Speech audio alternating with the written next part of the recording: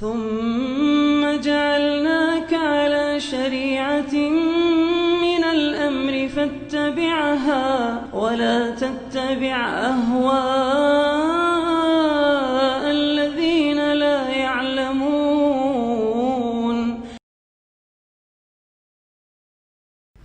بسم الله الرحمن الرحيم. الحمد لله رب العالمين والصلاة والسلام على المبعوث رحمة للعالمين نبينا محمد وعلى آله وصحبه ومن تبعهم بإحسان إلى يوم الدين. أما بعد. Kaum muslimin dan muslimat, para pendengar dan seluruh yang menyaksikan acara ini dimanapun Anda berada, Assalamualaikum warahmatullahi wabarakatuh. Waalaikumsalam. Sebuah hadits dari Rasulullah sallallahu alaihi wasallam,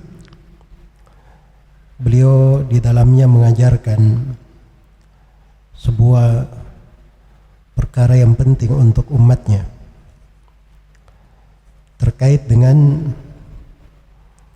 memastikan langkah pada setiap aktivitas kehidupan apa yang kita pilih di dalam perjalanan kehidupan ini. Hadits ini diriwayatkan oleh Imam Al-Bukhari di dalam sahihnya dan diriwayatkan pula oleh penulis Kutubus Sittah yang lainnya seluruhnya kecuali Imam Muslim dari Jabir bin Abdullah radhiyallahu anhuma. Beliau berkata, kana Rasulullah sallallahu alaihi wasallam yu'allimuna al-istikharata fil umuri kulliha. Adalah Rasulullah sallallahu alaihi wasallam mengajari kami istikharah, salat istikharah dan doa istikharah dalam segala perkara. Kama yu'allimuna surata minal Qur'an, sebagaimana seperti beliau mengajari kami sebuah surah dari Al-Quran.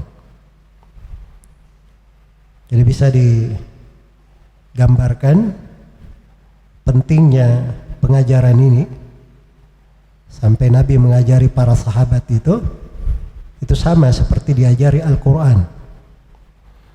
Dimaklum ya, di pengajaran Al-Quran itu pengajaran yang teliti, detail, tidak boleh ada kekeliruan, bacaannya juga dipastikan.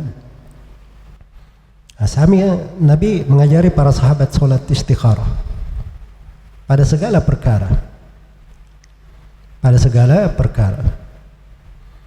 Sebagian penulis Kutubus Sittah menempatkan hadits ini di pembahasan nikah, karena orang yang mau nikah juga kalau dia sudah ada pilihan, ada calonnya, sudah mau melanjutkan kepada akad nikah, maka disunnahkan untuk sholat istikharah.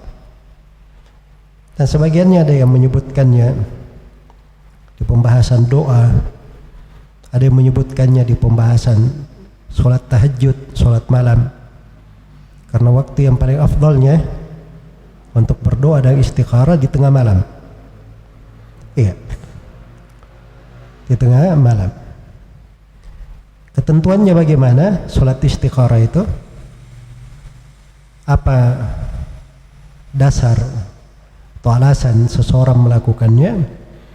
Dijelaskan oleh Rasulullah sallallahu alaihi wasallam di kelanjutan hadits.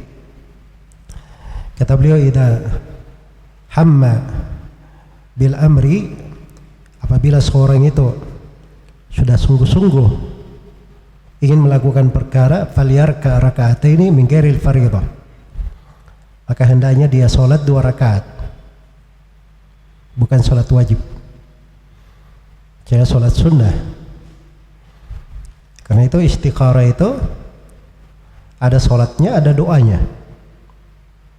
Ada salatnya, ada apa? Ada doanya. Nah, jadi perhatikan ya ketentuan istikharah. Istikharah itu artinya minta kepada Allah supaya dipilihkan.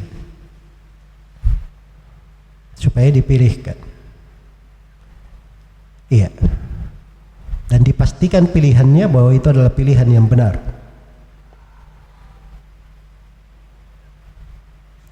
Tapi bahasa Nabi idza hamma bil amri, idza hamma ahadukum bil amr, kalau seorang di antara kalian itu sudah berniat sungguh-sungguh. Jadi ini harus digarisbawahi ya, bahwa sholat istikharah itu bukan sholat orang yang bingung mau cari pilihan. Misalnya saya dihadapkan pada dua perkara, saya mau masuk ke sebuah bisnis, ini saya masuk ke bisnis ini atau tidak, saya bingung. Kalau masih bingung, itu bukan untuk sholat istikharah. Jadi asumsi yang beredar di masyarakat itu kalau orang bingung antara dua pilihan, sholat istikharah supaya diberi pilihan, itu keliru ya. Istikharah itu dia minta supaya dikukuhkan pilihannya. Kalau tidak bagus pilihan itu, Allah beri dia pilihan yang lebih baik. Itu sholat istikharah namanya. Iya. Ya, kalau seorang misalnya tadi dia mau bisnis, dia tidak tahu, dia tanya dulu ke orang yang ahli di bisnis itu. Dia pelajari dengan baik, dia teliti, dia tanya kepada orang yang ahli. Nah, setelah dia dapat kesimpulan, oh hatinya tenang, saya mau masuk, saya sudah kuasai. Nah, baru dia sholat istikharah. Karena dia sudah ada pilihan. Sama seorang mau menikah. Iya. Kalau dia misalnya ini ada dua pilihan antara A dan B. Iya. Antara fulana dan allana.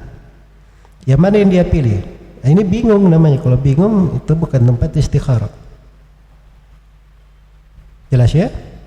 Tapi kalau dia sudah pilih si fulana, dia lakukan sholat istikharah. Kalau pilihannya benar, Allah akan berkahi dia, Allah akan mudahkan. Kalau pilihannya tidak benar, Allah akan palingkan dia dari itu, diganti pilihan yang lebih baik. Itu istikharah namanya. Istikharah. Baik. Jadi istikharah ini sholat sunnah. Karena Nabi tidak mewajibkan raka'ataini min ghairil fardhah. Dia lakukan 2 rakaat bukan sholat yang wajib. Makanya istikharah ini dia bebas waktunya, mau disolatkan mau dilakukan berapa kali pun gak ada masalah. Karena itu ada sebagian orang-orang jahil, dia sangka bahwa seperti Imam Ahmad, Imam Al-Bukhari itu katanya bikin bid'ah baru. Bid'ahnya apa? Kadang disebut di biografi mereka dalam sehari itu sholat ratusan rakaat. Ya, dibangun di atas kejahilan orang ini. Dia katakan Nabi tidak pernah mengajarkan sholat ratusan rakaat. Berarti itu bid'ah, dibolehkan. Nah, ini kejahilan ya. Para ulama ahli hadits itu sebagiannya punya kebiasaan kalau dia mencatat hadits, menulis hadits di sebuah buku, dia tidak tulis hadits itu di buku itu kecuali setelah sholat istikharah. Begitu dia tulis, dia sholat istikharah. Dia tulis lagi, dia sholat istikharah. Tulis lagi, sholat istikharah. Jadi kalau dia tulis 10 hadits saja, sudah 10 kali dia sholat. Kadang sebagiannya dia menulis ratusan hadits dalam sehari. Nah, itulah sebabnya mereka melakukan sholat berapa? Ratusan rakaat, itu wajar.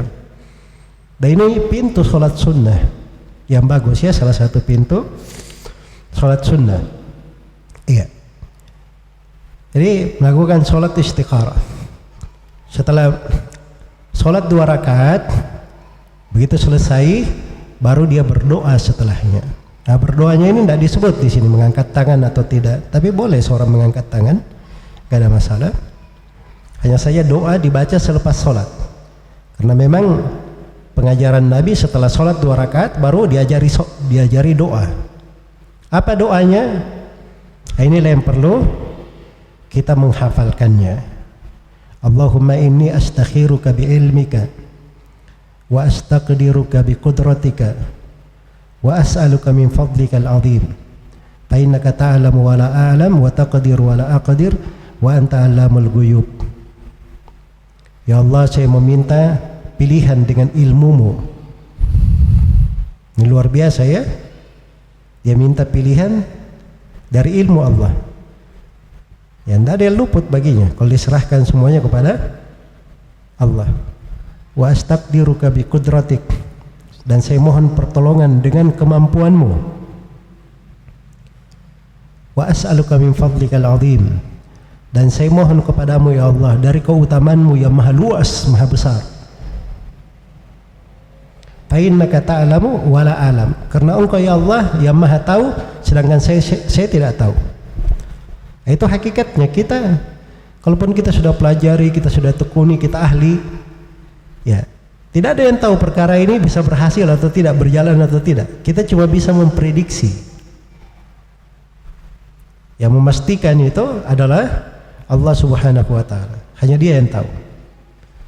Dan Engkau ya Allah maha mampu sedangkan saya tidak mampu. Dan Engkau ya Allah maha mengetahui segala yang gaib. Jadi ini luar biasa ya. Istikharah ini dari sudut keimanan, sudut ketergantungan hati kepada Allah, sudut penguasaan terhadap diri, dan dia mengetahui kelemahan dirinya, bersandar penuh kepada Allah Subhanahu wa ta'ala. Iya. Nah, kalau sudah dia baca itu, kemudian dia lanjutkan doa istikharahnya. Allahumma in kunta ta'lam anna hadzal amr khairul li fi dini wa dunyaya, fi dini wa ma'ashi wa akibati amri. Ya Allah, kalau engkau ketahui bahwa perkara ini apa? Kalau dia bisa sebut, dia sebutkan. Iya, dia sebut dalam bahasa Arab. Allahumma in kana hadzal amr, Allahumma in kunta ta'lam anna hadzal amr. Ya Allah, kalau engkau mengetahui bahwa perkara ini, kalau seorang mau melakukan perjalanan dari Jakarta ke Bandung misalnya, iya, dia sholat istikharah, dia sebut Allahumma in kunta ta'lam anna hadzal safar, bahwa perjalananku ini, nah, dia sebut perjalanannya. Jelas ya? Kalau dia bisnis, dia sebut anna hadhihi tijara. Ya, dia bersyarikat anna hadhihi syarika. Jelas ya? Tapi kalau dia tidak bisa membahasakan dengan bahasa Arab, dia sebut anna hadzal amr, sudah cukup. Sebab dia menyebut sungguhnya perkara ini. Perkara ini apa? Ya, Allah Maha tahu apa yang diinginkan oleh hamba ini. Tapi kalau dia sebut hajatnya, itu lebih cocok. Iya. Ya Allah, kalau engkau mengetahui perkara ini, khairul li, itu yang paling baik untukku, fi dunyaya, apa fi dini, di dalam agamaku, wa ma'ashi, di dalam kehidupanku, wa akibati amri, dan di dalam akibat perkaraku, akhir dari urusanku. Aqala ajiri amri wa ajirihi. Boleh juga dia berkata hal yang segera dari perkaraku atau yang akan datang belakangan, di awal dan di akhirnya. Iya. Ya, kalau dia berkata misalnya Allahumma in kunta ta'lam anna hadzal amr khairul li fi dini wa ma'ashi wa akibatu amri, sampai situ saja boleh. Dan boleh juga dia berkata Allahumma in kunta ta'lam anna hadzal amr khairul li fi ajili amri wa ajilihi. Nah, itu juga boleh. Iya, kelanjutannya apa setelah itu? Faqdurhu li wa yassirhu li thumma barik li fi. Kalau engkau tahu itu baik untuk agamaku, kehidupanku, dan akhir perkaraku, maka mudahkanlah itu, maka takdirkanlah hal itu terjadi untukku ya Allah. Mudahkanlah hal tersebut bagiku. Kemudian berkahilah saya di dalam hal tersebut. Masya Allah. Ini sudah lengkap ya kebaikan yang dia minta. Tidak ada lagi kurangnya. Dia sudah minta ditakdirkan, sudah minta dimudahkan, dan sudah minta diberkahi. Ya. Sebaliknya, di kelanjutan doa, wa in kunta ta'lam anna hadzal amr syarrul li fi dini wa ma'ashi wa akibati amri. Ya Allah, kalau engkau tahu bahwa perkara ini buruk bagiku, jelek bagiku dalam agamaku, dalam kehidupanku, dalam akhir urusanku, fasrifhu anni, maka jauhkanlah perkara itu dari saya. Wasrifni anhu, dan jauhkan saya dari perkara itu. Waqdur liyal khaira haitsu kan, kemudian takdirkanlah kebaikan bagiku dimanapun kebaikan itu berada. Thumma raddini bih, kemudian buatlah saya ridha dengan hal tersebut. Buat saya ridha di hal tersebut. Itu salat istikharah. Ini buat ridha ya dengan hal tersebut. Kadang seorang sudah dia pikir bisnis ini menarik ini, banyak untungnya. Ternyata setelah salat istikharah Allah nggak takdirkan itu baginya, nggak terjadi, nggak berhasil. Ya, maka yakinlah pasti Allah takdirkan dia yang lebih baik daripada itu atau hal yang lain, dan nanti Allah akan membuat ridha untuknya di situ. Kadang kita kan kalau nyari bisnis sudah ini, ternyata nggak jadi. Kadang hati itu ada sesuatu yang kayak tidak menerima. Nah ini dihilangkan, dibuang dengan sholat istikharah ini. Ya, kita sudah berusaha mengambil sebab, kita sudah berusaha memilih yang bagus, kita sudah pelajari, sisa kita serahkan kepada Allah. Allah pilihkan kita, kalau itu pilihan yang baik, kita mohon supaya Allah mudahkan, Allah berkahi. Kalau itu tidak baik, supaya Allah palingkan hal itu dari kita dan kita diberi pilihan yang terbaiknya. Itu ringkasan dari sholat istikharah. Iya. Dan ini yang membuat kehidupan hamba itu menjadi tenang. Sebab kalau kita selalu bersandar pada diri, diri itu banyak kekurangannya. Hitung-hitungan kita itu ya tidak ada yang terjamin. Tidak ada yang terjamin. Yang terjamin itu kalau kita serahkan perkara kepada Allah. Itulah fungsi dari salat istikharah.